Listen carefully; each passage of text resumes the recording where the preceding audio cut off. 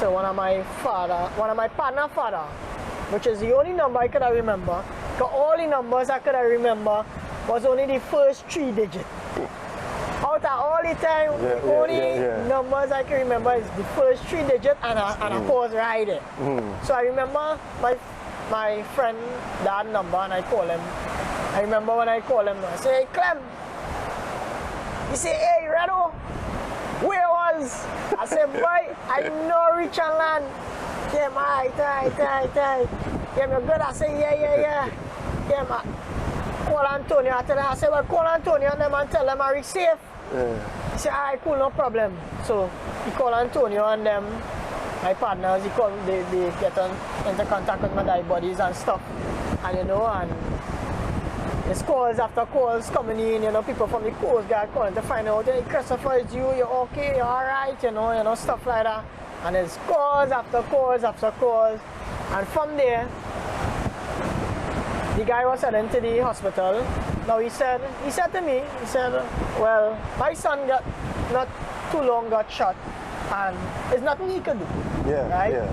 The hospital is taking care of his son. Yeah.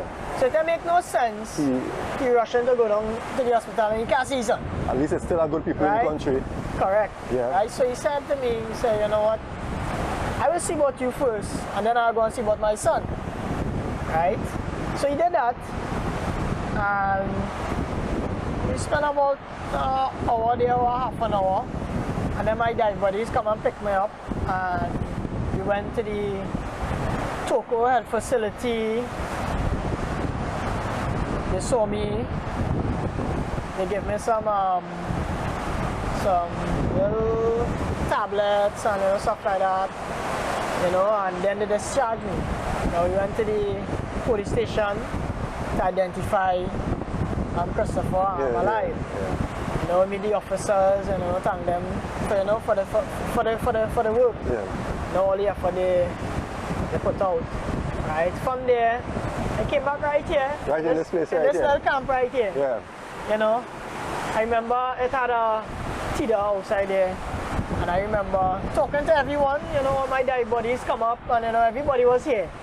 Because this is the beach we normally launch from.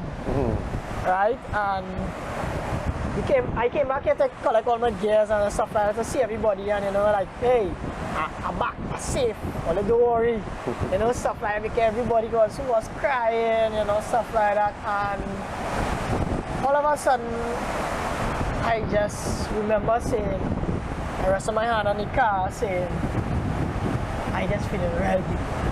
Right? And I remember zoning out, right, and just falling down. I remember someone catching me, someone hold me, right, and they put me on a bed here with a nice white sheet. I remember people, talking, fanning me, plenty of people was talking. I remember people talking, and then I remember they put me in a van with Antonio and Melissa, and my sister was in the backseat holding me, and we had to Matura. When we reached in Matura Health Facility, they put me on IV.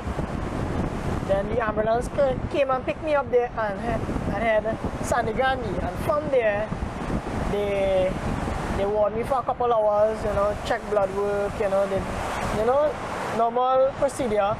And I drank about five IV, 5 bag of drips. They say you was real dehydrated and stuff like that. And they make sure everything, all the blood work, everything was reading up to Mark and Sandy Grande. The nurses, everybody there was really nice to me. I have to say that they was like, like my mother, they was really nice to me. The nurses come, they was talking to me, I was interacting to them. I remember one saying, "I can't swim." I say, "Well, someday I can teach you," stuff like that, And she say, there are plenty of sharks outside there. I say, "Well, yes, it do have sharks, but I mean, we love what we do, and it's something that we love to do." When you look back at this whole episode, right, what is the positivity that you take out of this? Because I mean, you said earlier, when we were talking off camera, they say you ain't supposed to be here today, right? Because we're not talking about 7 hours, we're talking about 17 hours, right? 17 hours, 25 miles. Oh, right, and it's not like during the day when you could see. I mean, if you take a pan and look at the sea, right? It's night. You cannot see anything. You don't know if you're going east, west, north, south. Right.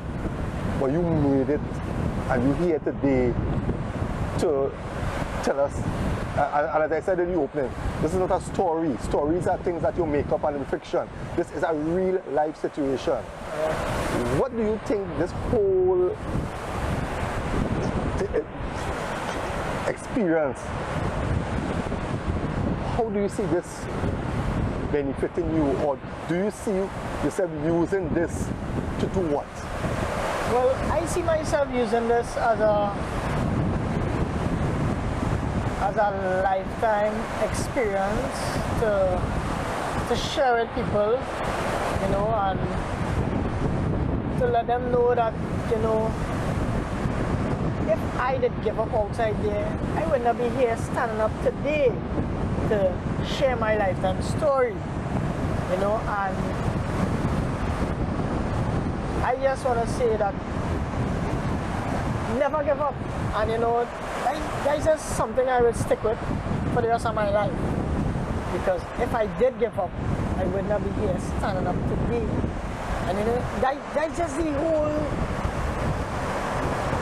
point, that's just the whole thing about it, Haven't I give up outside there in that ocean, I would not be standing up here today, right? And I just want people to know that, if you give up, nothing wrong giving up, right? Because people do give up in certain things. You're ponging a nail, you hit your finger once, hit your finger twice. I'm ponging no nail again. Call a carpenter. Yeah, that's call a carpenter. Yeah. You know what? If I did call my partner to come and rescue me outside there with the boatman, I would have did. But I mean,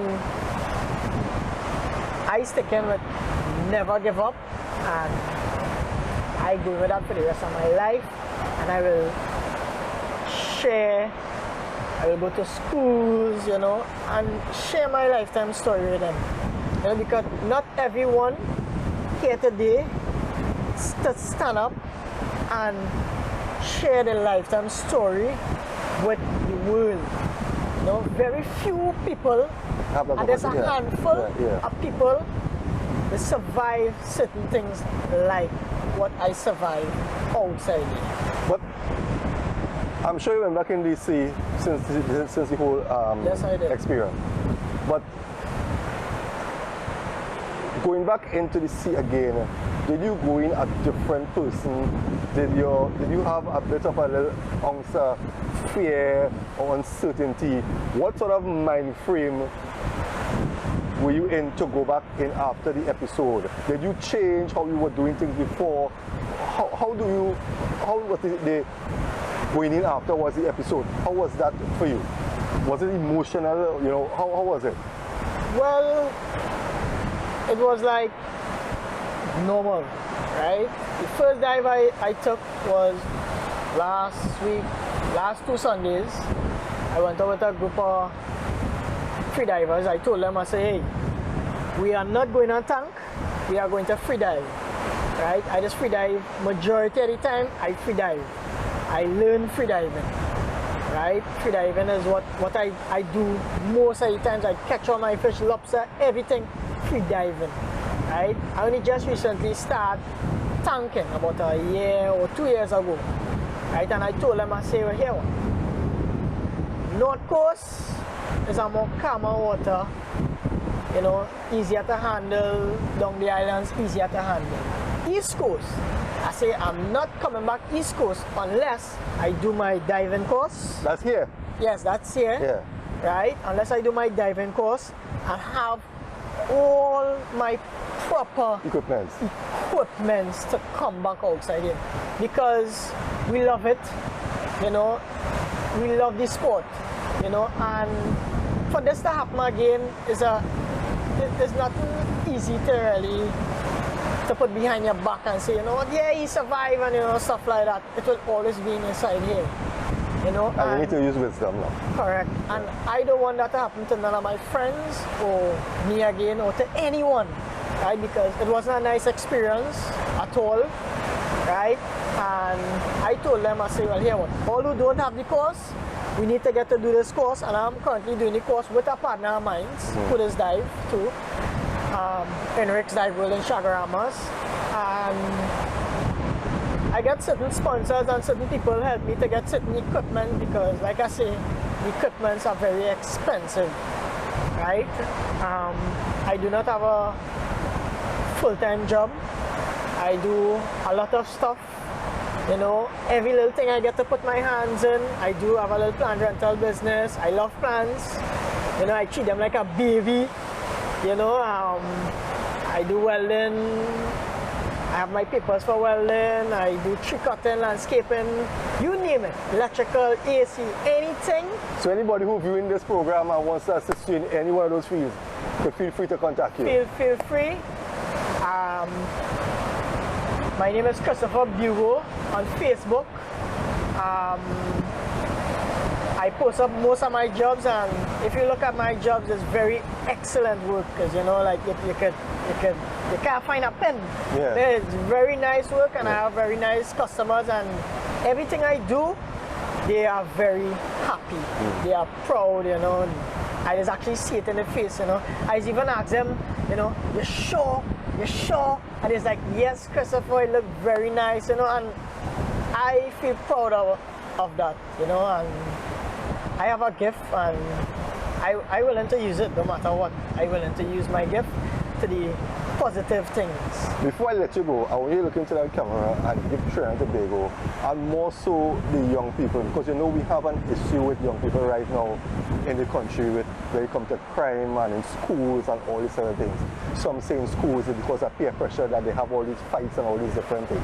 But I want you to give them, because I know I have to talk to your dad, because this whole experience that you went through, I'm sure that there are people on the outside. It had a great impact on them. And I would like to hear from your dad. It does. Right? So I want, before I release you, give to young people on Trinidad and Tobago a message from me, please. Well, what I want to say to the young people and to the old heads, right?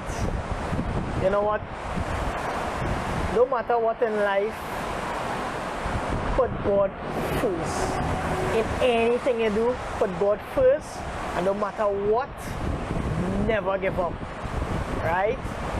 Like I say, if I did give up, I would not be standing up here today to say, you know what, never give up and put God first in anything in life.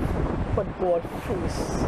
That is the most important thing, because I survive for a reason and for a purpose, and my purpose is to come and share it with you all and tell you all, if have a God and He is alive and He who saved me, that's why I'm standing up here today to say, never give up Trinidad and Tobago, and to the world, never give up.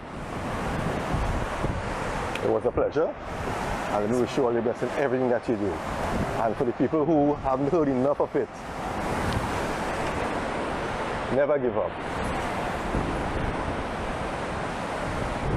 We'll be right back after the short break with Christopher Dad to hear his side of this whole experience.